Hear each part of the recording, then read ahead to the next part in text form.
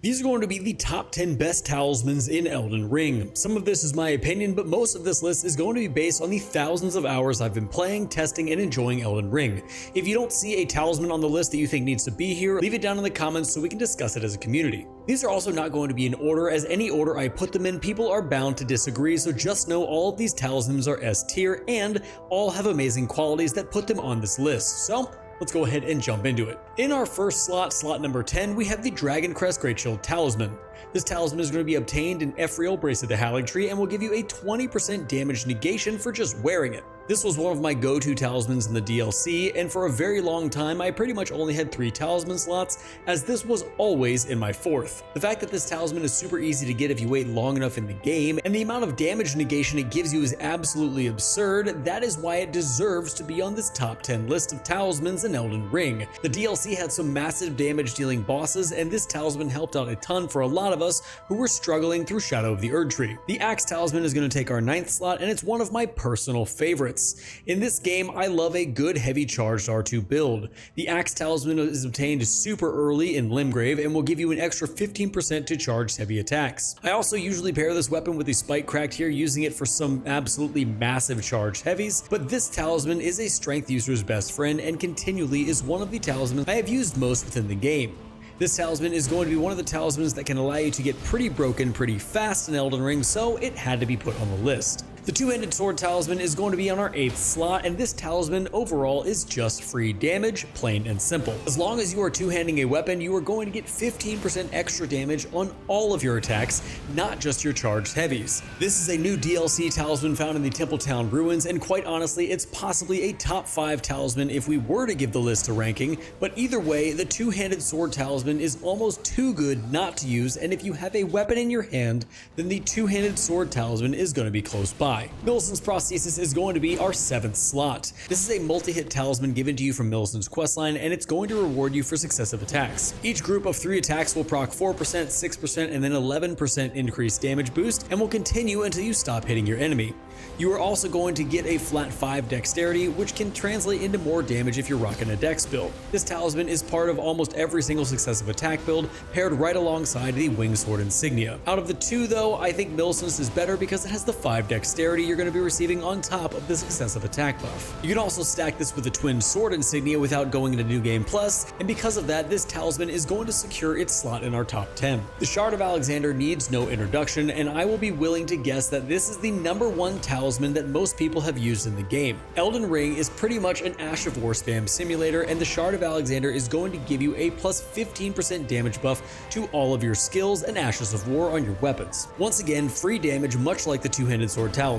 You get this talisman from Alexander at the end of the game, or if you are heartless, you can kill him beforehand and get its lesser, the Warrior Jar Shard, for 10% damage to your skills. Regardless, like I said, free damage equals a great talisman, and it's just that simple. The Claw talisman is next in spot 5, as jump attack spam is not only super effective, but it is also extremely easy for all player types to build around. Getting an extra 15% damage to your jump attacks is fantastic, and the damage ceiling for jump attack builds is really high. This is another talisman you can get early on in the game in Stormveil Castle, and once you harness your inner jump attack spam, you will be able to body bosses left and right. Although this is a really boring way to play after a while, the damage you get from this talisman and the gear you can combine it with are going to make you unstoppable. Now in spot number 4, we have Rellana's cameo. This talisman is another DLC talisman, yet it didn't always used to be as good as it is now. This was buffed in one of the recent patches to the game and will give you 45% increased damage boost for your stance attack if you're in stances for 1 second. This is insane, and the damage you can deal with this talisman is absolutely ridiculous, and almost all bosses and enemies are going to crumble quickly. There is also a possibility for wing stands to just absolutely shred through enemies now, because you can move in and out of wing stands so quick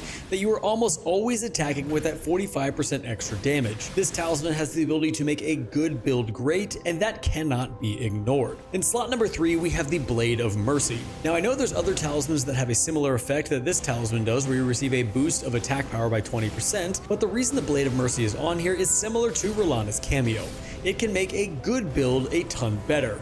Stance break builds are incredibly easy in Elden Ring to use and also insanely broken. Bosses' stances can be broken with just a few hits in Elden Ring, and getting your free 20% attack power boost for 20 seconds after a critical hit is just a really great way to make those types of builds better for almost no effort. And guys, real quick, I want to make you aware we do have a Patreon, which I will link down in the description below. It is completely free. There's a ton of guides and a ton of new stuff on here that the YouTube audience might not have seen yet, so make sure to check that out. Like I said, I will link it in the description below. It is free. You don't have to do anything with it, but if you want to, it's definitely there. Now, the Crimson Seed Talisman +1 is going to take our number 2 slot on the list as being one of the best quality of life talismans you can possibly use in the game. This talisman is going to give you more health from your Estus flask, allowing you not to drink as much, which is always amazing. In fact, this talisman is going to allow you to get 30% more health from your flask, and you wouldn't think that is going to be a big deal, but I have seen this talisman heal 3/4 of my health bar with just one drink, and it allows me not to burn through all of my healing as fast as I typically would. This is yet another DLC talisman that has changed the game for the better, and if you're wondering what to use for a 4th talisman, then you definitely want to try this one out. Lastly, in slot number 1, we have the Two-Headed Turtle Talisman. This is going to be the successor to the Green Turtle Talisman, and it is better in every single way.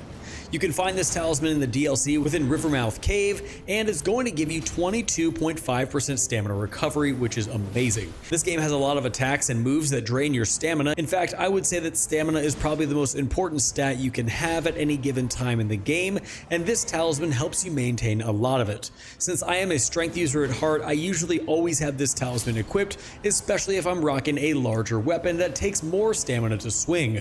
But stamina is going to be used, like I said, for pretty much everything. Rolling, dodging, attacking, and having more of it faster is definitely going to be top tier. And that is it for our top 10 best talismans in Elden Ring as of patch 1.16. If you guys agreed with my list, let me know down in the comments below, or better yet, if you disagreed, I'd love to hear your point of view and what talismans should be here on this list. So without further ado, make sure to subscribe and hit the bell notification on your way out. We got a ton of First Berserker Kazan content on the way, so make sure to stay tuned for that. And until next time, guys, stay safe, enjoy the game, and I'll see you in the next one.